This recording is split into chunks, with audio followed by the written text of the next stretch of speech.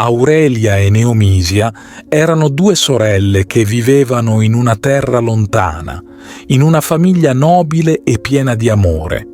Ma un giorno la loro vita cambiò all'improvviso.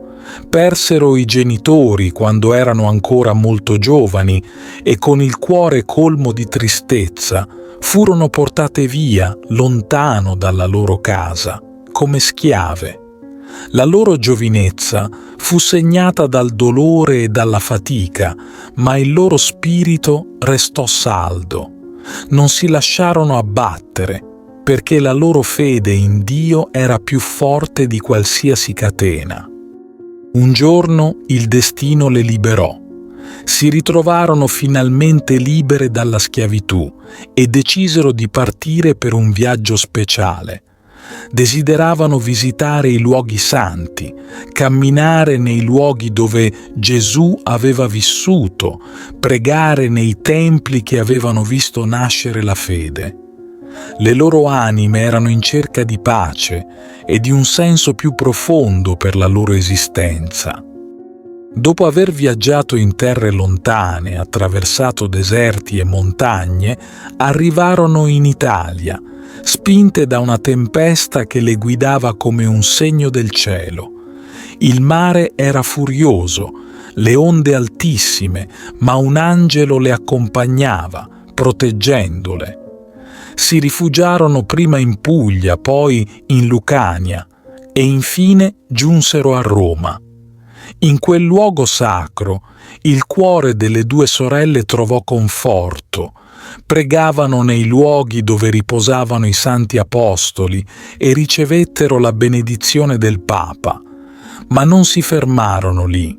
Sentivano di dover continuare, di dover portare la loro testimonianza e il loro amore per il Vangelo in altre terre. Così ripresero il cammino lungo la via Latina. Il viaggio era pieno di insidie e i pericoli erano ovunque. In quei tempi soldati crudeli percorrevano quelle strade. E fu così che, un giorno, le due sorelle furono catturate. Quegli uomini cercarono di piegarle, volevano che rinunciassero alla loro fede, che tradissero il loro Dio. Ma Aurelia e Neomisia non cedettero.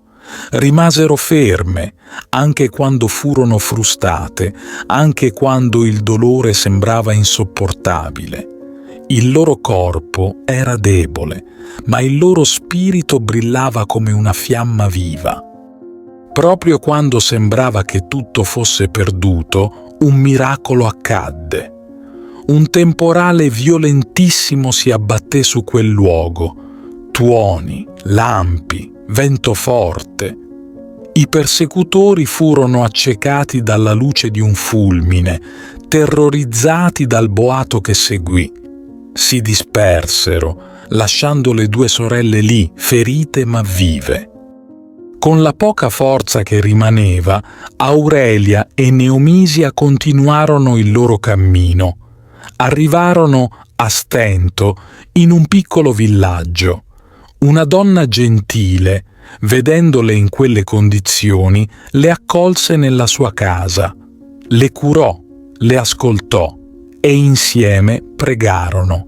Ma le ferite erano troppo profonde.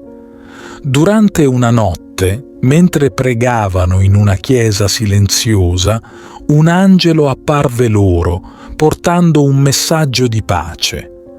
Il loro tempo sulla terra stava per finire. Era arrivato il momento di tornare alla casa del Padre, dove non avrebbero più conosciuto dolore. La mattina seguente le campane del villaggio suonarono senza essere toccate da nessuno, annunciando la morte delle due sorelle. La gente si raccolse, col cuore colmo di tristezza e di venerazione. I loro corpi furono deposti prima nel piccolo borgo dove erano state accolte, poi, per proteggerli dai pericoli, furono trasferiti in un luogo più sicuro, dove oggi riposano accanto ad altri santi. Il ricordo di Aurelia e Neomisia vive ancora oggi come una luce che illumina i cuori di chi cerca fede e speranza. Il loro viaggio, segnato dal dolore, è diventato una testimonianza di coraggio e di amore eterno per Dio.